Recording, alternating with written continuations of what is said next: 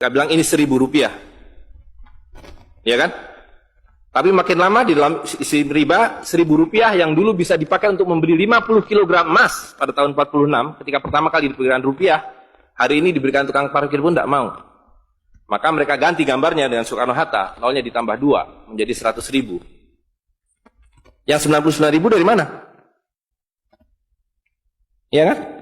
99.000 dari mana? Dan kalau ini kita belah 2, dibelah 4, mau saya kasih 4 mahasiswa.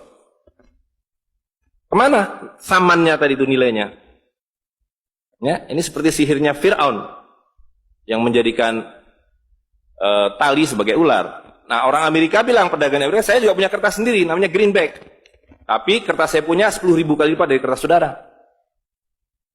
Jadi kalau Bapak Ibu sekalian, adik-adik pergi ke Washington sana, ke New York, bawa uang 100.000. Belum tentu mahasiswa punya uang 100.000 kan? Harus bekerja 2 hari untuk mendapatkan uang 100.000. Pergi ke Washington, saya mau beli Coca-Cola 1 botol. Apa mereka bilang? Apa mereka bilang? Ini kertas funny. This is funny paper. Gak laku.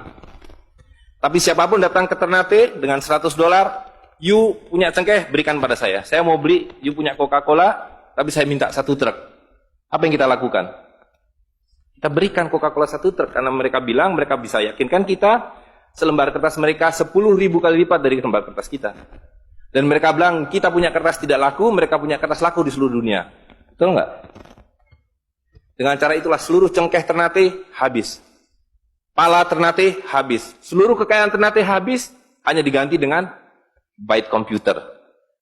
Dengan cara itulah kemiskinan dan pemiskinan dilakukan oleh para bankir. Jadi banking is crime. And bankers are the criminal. Dengan sihir ini. Ya. Nah, dan ini baru satu fase. Saya minta satu tahap lagi untuk menjelaskan dengan uang kertas yang sudah merupakan kezoliman ini, ya, itu menjadi berlipat ganda zolimnya melalui banking system, di mana ini digelembungkan. Kalau tidak ada bank, kalau saya punya uang 100.000 dipinjam oleh Ustadz Nur, maka uang saya habis. Saya akan memiliki kembali kalau dikembalikan.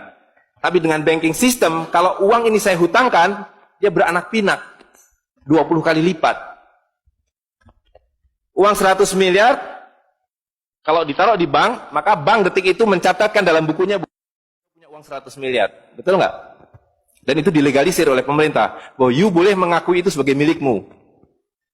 Dan bagi bank, uang titipan ini liability. Maka dia harus sewakan.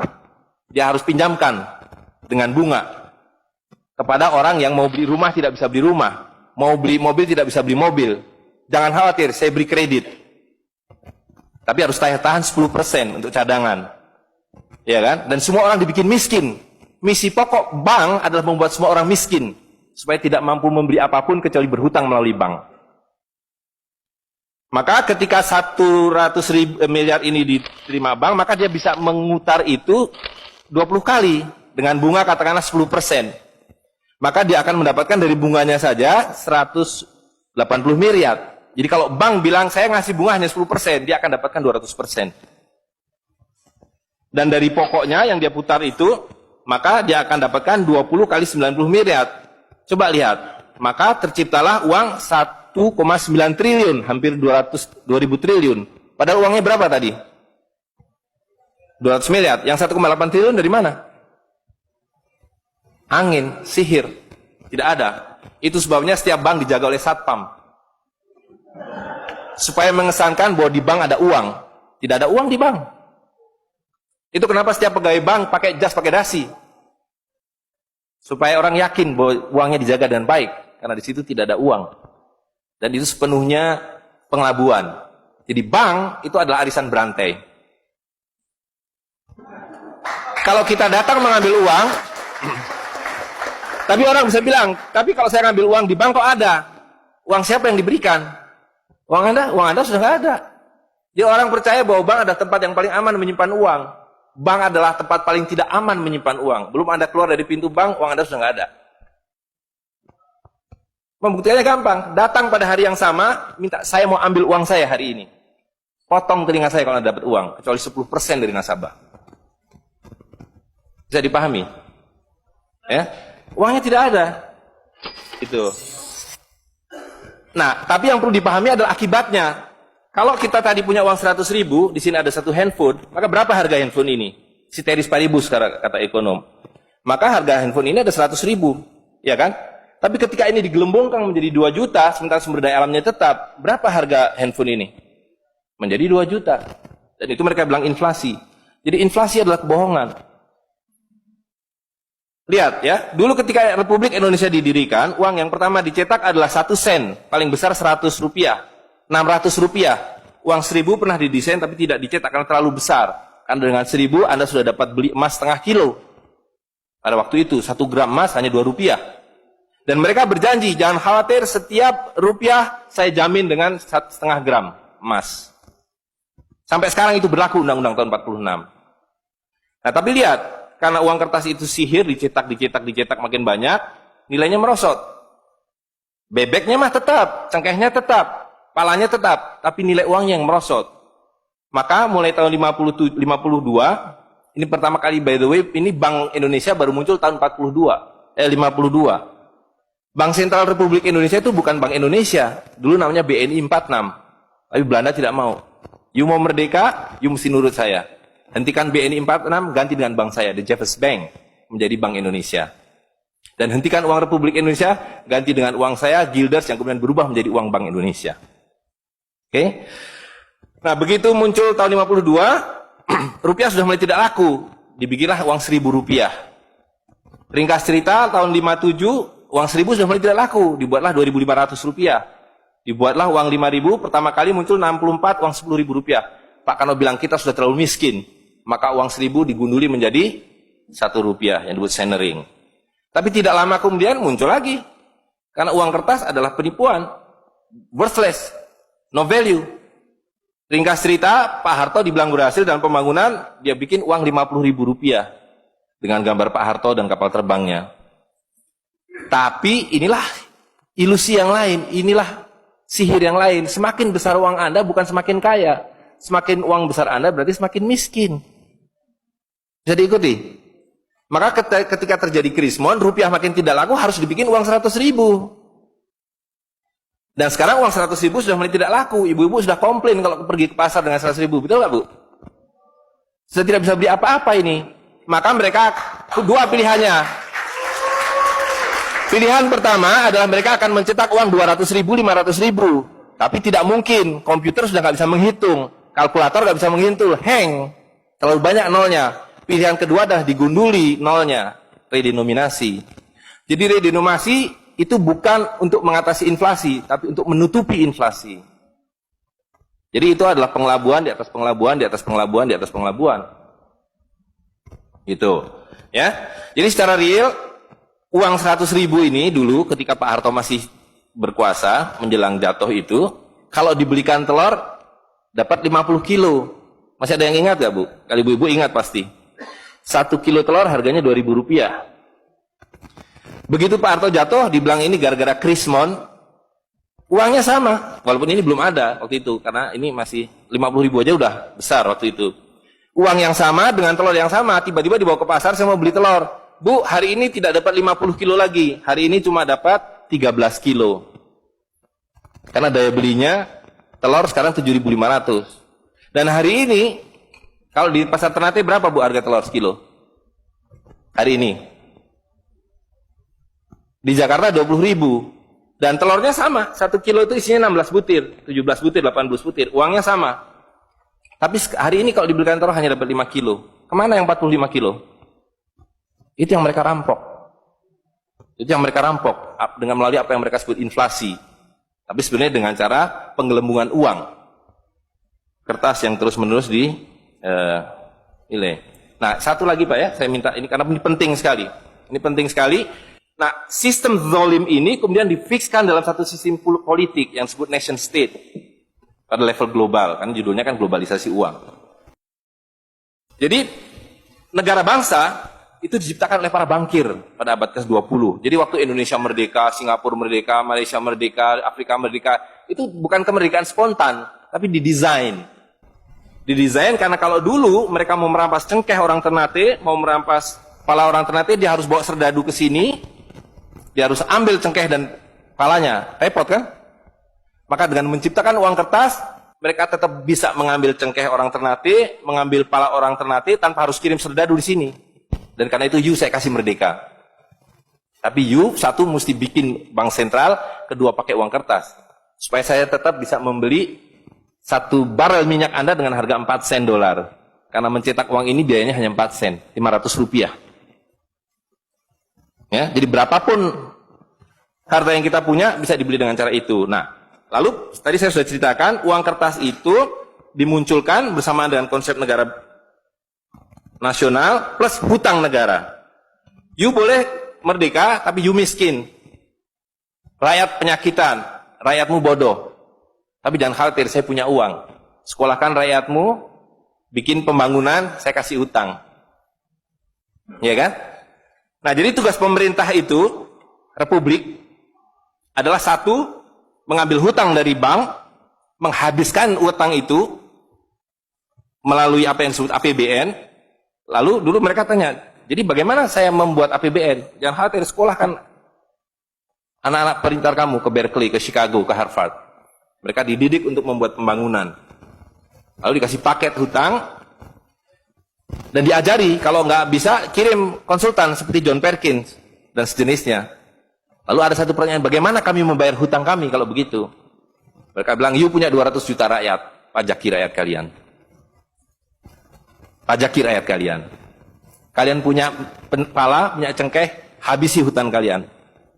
Karena you membayar hutang, kalau kita hutang 5 miliar dolar setiap tahun, apa mereka kasih berkoper-koper dolar? Apa yang mereka kasih ke kita? Mereka hanya mengetik di komputer 5 miliar dolar, ting, masuk ke Bank Indonesia. Nanti Bank Indonesia tinggal kirim ting ke Bappenas, Bappenas ting ke departemen-departemen itu. Tapi ketika kita mau membayar hutang mereka, bisa kita mengetik di komputer 5 miliar dolar, ting, dibayarkan ke Bank Dunia? Nggak bisa, you mesti punya devisa. Dari mana kami punya devisa? You mesti beli dolar kami. Caranya tebang hutang kalian. Habisi boksit kalian, habisi mineral kalian, betul nggak? Nah, jadi itulah yang terjadi di dalam sistem Fir'aun sekarang ini, bahwa pemerintah itu didesain hanya untuk mengambil hutang dari bank, menghabiskan melalui APBN dan proyek, kemudian memajaki rakyat. Karena itu pajak semakin hari semakin tinggi, semakin banyak, semakin tinggi, semakin banyak, gitu. Nah, jadi kalau digambarkan seperti ini, ya kan? Wilayah domestik nasional itu adalah demokrasi. Supaya kalau 5 tahun harus ganti. Kalau ada presiden, ada perdana menteri yang tidak nurut pada para bankir, out. Tapi para bankir tidak pernah berganti. Mereka turun-temurun, perusahaan swasta, anak beranak pinak. Ini kira-kira hanya 400 keluarga di dunia ini yang menguasai seluruh sistem keuangan dan politik. Jadi kita ini sekarang utangnya tiba-tiba sudah 2.100 triliun. Padahal tahun waktu Pak Harto jatuh itu utangnya hanya berapa? 50 miliar dolar. 500 triliun. Sekarang sudah 2.000 triliun. Dan begitu kurs dolar berubah, utang kita nambah. Gitu. Dan BI tidak pernah memenuhi janjinya. Karena tugas pokok BI adalah menjaga stabilitas kurs. Tidak pernah bisa. Dan tidak akan pernah bisa apapun yang dilakukan karena memang tidak ada nilainya, gitu. Nah, jadi sebagai penutup, maka apa yang harus kita lakukan adalah membalik seperti yang mereka dulu lakukan. Yang mereka dulu lakukan adalah mengambil emas dan perak dari orang tua kita, mereka lebur menjadi batangan, dia simpan di berangkas, dan kepada kita dikasih toilet paper ini, kata Mahathir Muhammad. Maka yang harus kita lakukan sekarang sebelum ini jadi apa? Oncom. Lebih berharga oncom. Tukarkanlah menjadi emas dan perak, menjadi dinar dan dirham, dan kemudian gunakan untuk muamalah. Karena Nabi sudah mengatakan akan datang satu zaman di mana semua yang kamu miliki tidak ada harganya, kehabisan nilai, kecuali dinar dan dirham, kecuali emas dan perak. Jadi kalau dilihat, ya dolar dalam dinar atau dinar dalam dolar dalam 10 tahun terakhir 2004 itu cuma 54 dolar. Hari ini sudah di atas 250 dolar. Dan lihat, menipunya uang kertas ya. Kalau kita pakai untuk menyimpan naik haji, kalau Anda menabung dolar, maka tiap tahun naik. Saya sudah hitung ini, dan ini valid sekali. Naik setiap tahun itu 3,5%. Kalau Anda menyimpan rupiah, setiap tahun naik 5%, nggak nyampe-nyampe. Tapi kalau Anda menyimpan dinar, maka dia akan turun 8% setahun. Jadi tahun 2000 naik haji butuh uang 21 juta rupiah. Kalau dinar butuh 71 dinar. Tapi hari ini, kalau mau naik haji butuh hampir 40 juta rupiah. Dengan dinar, cukup dengan 16 dinar. Jadi dulu kalau punya rupiah naik haji satu orang, sekarang sampai Dubai suruh pulang. Nggak cukup uangnya. Tapi dengan dinar dulu naik haji satu orang, sekarang bisa naik haji 4 orang. Dengan kata lain, kalau Bapak Ibu sekalian serahkan cengkeh Bapak Ibu sekalian dan menerima uang kertas, Anda 4 kali miskin. Detik itu juga dalam konteks ini. Maka serahkanlah cengkeh dan katakan, saya mau serahkan cengkeh, bayar kami dengan dinar. Bayar kami dengan dirham. Saya serahkan pala kami, bayar kami dengan emas dan perak. Saya tidak mau uang palsu ini, uang-uangan ini. Saya mau uang yang sebenarnya, uang dari Rasul SAW. Ya, gitu. Dan harga minyak ini palsu semua. Dibilang minyak naik turun naik, tidak ada yang minyak naik. Kalau dengan dolar dia naik terus, tapi dengan dinar dia flat. Sekali lagi, bahwa sumber daya alam itu terbatas, maka alat tukar pun harus terbatas. Jadi ketika kita menggunakan kertas ini digelembungkan. Tapi ketika Anda menggunakan emas dan perak, ini sama. Maka sekali dia punya alat tukar, nilai tukarnya dari zaman Rasulullah SAW seekor kambing, hari ini 1 dinar dapat seekor kambing. Zaman Nabi dapat seekor ayam 1 dirham, hari ini dapat seekor ayam. Tidak ada yang berubah. Sekali lagi pemiskinan itu adalah dibikin oleh sistem. Dan tadi sudah disampaikan bahwa dari tahun ke tahun, di dalam slide yang sebelumnya dalam penjelasan itu, bahwa dinar dan dirham itu selalu dicetak oleh para sultan. Jadi lihat, ketika para sultan berkuasa, para sultan berikan emas dan perak pada rakyat. Para sultan kemudian disingkirkan, diganti oleh para bankir, emas dan perak mereka ambil, diberikan kertas. Itu yang terjadi dari abad ke-19. Maka alhamdulillah pada hari ini kita melihat bahwa kesultanan sudah kembali dengan dinar dan dirham.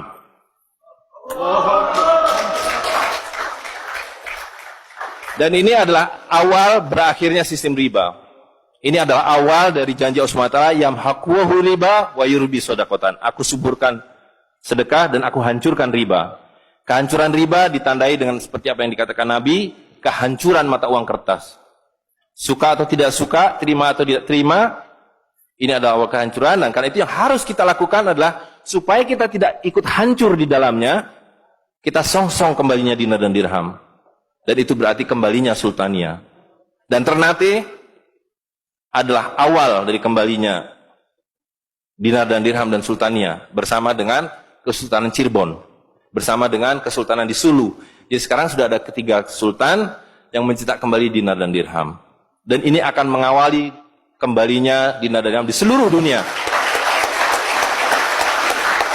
Jadi kalau pada abad 15, abad 16, abad 17 bangsa Ternate sudah sampai ke Madagaskar, sudah sampai ke negeri atas angin di Spanyol, maka pada abad 21 kembali Ternate sampai Spanyol. Ternate sudah kembali sampai Afrika Selatan, sudah sampai Eropa melalui dinar dan dirham yang berlaku di seluruh dunia. Orang Amerika tidak bisa mengatakan emas saya 5 kali lipat dari emas saudara, tidak bisa. Emas kami dari Ternate sama harganya dengan emas kalian. You 1 dinar, kami 1 dinar. You 1 dirham, kami 1 dirham. Itulah keadilan. Ya.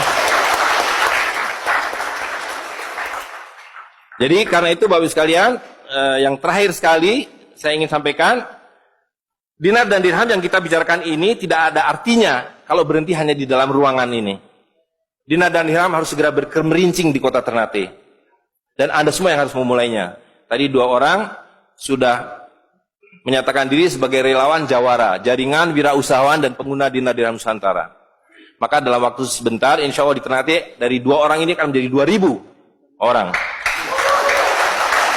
yang menggunakan dinar dan dirham. Ya, dari 2.000 akan menjadi 200.000. Seluruh penduduk Ternate menggunakan dinar dan dirham. Dan Kanjeng Sultan dari beberapa waktu yang lalu sudah mulai membagikan zakat dalam dirham. Jadi di Ternate itu sekurangnya sudah ada 1.000 orang memiliki koin dirham yang dibagikan oleh Sultan. Dan itu adalah awal. Ini baru awal, dari kembalinya Islam dan berakhirnya kezaliman. Jadi sekali lagi Bapak Ibu sekalian, marilah segera ya ular-ular Fir'aun itu kita akhiri dengan cara yang sangat mudah, yaitu kita mentaati perintah Allah SWT. Allah SWT mengatakan, wa halalul bai' wa harramar riba. Aku halalkan berdagang dan aku haramkan riba. Dan uang kertas adalah riba par excellence. Di dalam uang kertas ini ada 2 riba sekaligus. Ya, jadi saya kira itu saja. Saya mohon maaf mengambil waktu agak terlalu banyak, tapi ini penting karena supaya clear semuanya. Ya, karena ini baru pertama kali dibicarakan di Ternate. Demikian, assalamualaikum warahmatullahi wabarakatuh. Warahmatullahi wabarakatuh.